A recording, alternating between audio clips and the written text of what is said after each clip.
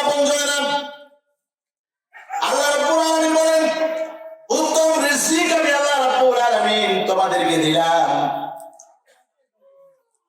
Number 5, আল্লাহ রাব্বুল আলামিন আমাদের জন্য উত্তম পোশাকের ব্যবস্থা করেছেন। সৃষ্টির সেরা জীব মানুষ, তাদেরকে আল্লাহ রাব্বুল আলামিন উলঙ্গ করে রাখেন নাই।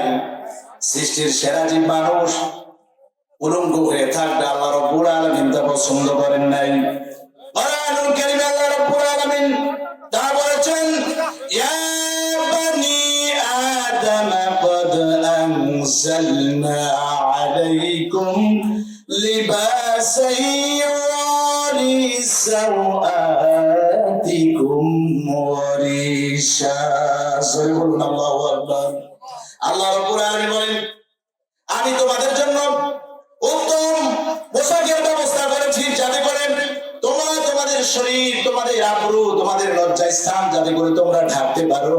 আমি আল্লাহ রাব্বুল আলামিন উত্তম পোশাকের ব্যবস্থা আমি তোমাদের জন্য করে নিয়েছি।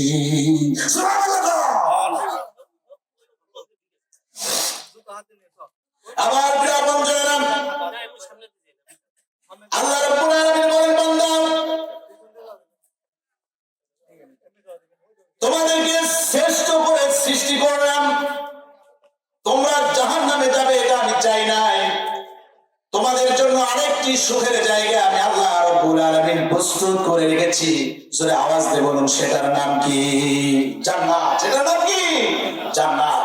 শ্রেষ্ঠ করে সৃষ্টি করলেন। আবার এই শ্রেষ্ঠ সৃষ্টিকে আল্লাহ সুবহানাহু ওয়া তাআলা তিনি তাদের জন্য পরকালে উত্তম একটি জায়গা সৃষ্টি করে রেখেছেন, সেটার নাম হচ্ছে জান্নাত। সেটার নাম কি? জান্নাত। মানুষ যেন এই শ্রেষ্ঠ জায়গায়, উত্তম জায়গায় মানুষ যাতে করে যেতে পারে, তারা যেন পথভ্রষ্ট না হয়ে যায়, বিপদগামী যেন তারা না হয়ে যায়, এজন্য আল্লাহ পাক অসংখ্য নবী রাসূল আল্লাহ পাক এই পৃথিবীতে পাঠিয়েছেন।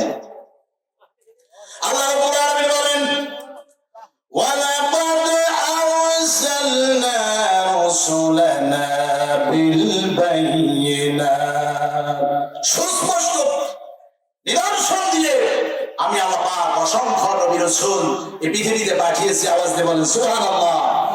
মানুষ যেন বিপদগামী না হয়ে যায়, পথভ্রষ্ট না হয়ে যায়, এই কারণে আল্লাহ পাক অসংখ্য নবী রাসূল এই পৃথিবীতে পাঠিয়েছেন, যারা মানুষের দাঁড়ে দাঁড়িয়ে গিয়ে তাওহীদের দাওয়াত দিয়েছেন, পথ ভোলা মানুষদেরকে সঠিক পথের রাস্তা তারা দেখিয়েছেন। চিল্লায় বলুন সুবহানাল্লাহ।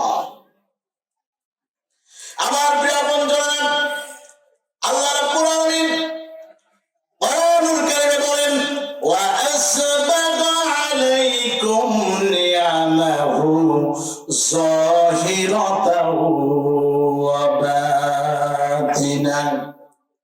আল্লাহ রাব্বুল আলামিন বলেন আমি প্রকাশ্য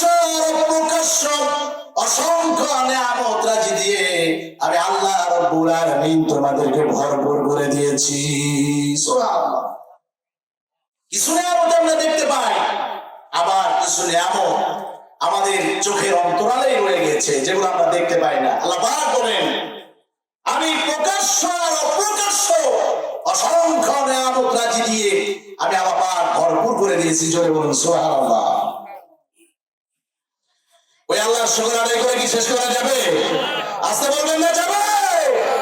আল্লাহ রাব্বুল আলামিনের শুকর আদায় করে শেষ করা যাবে না।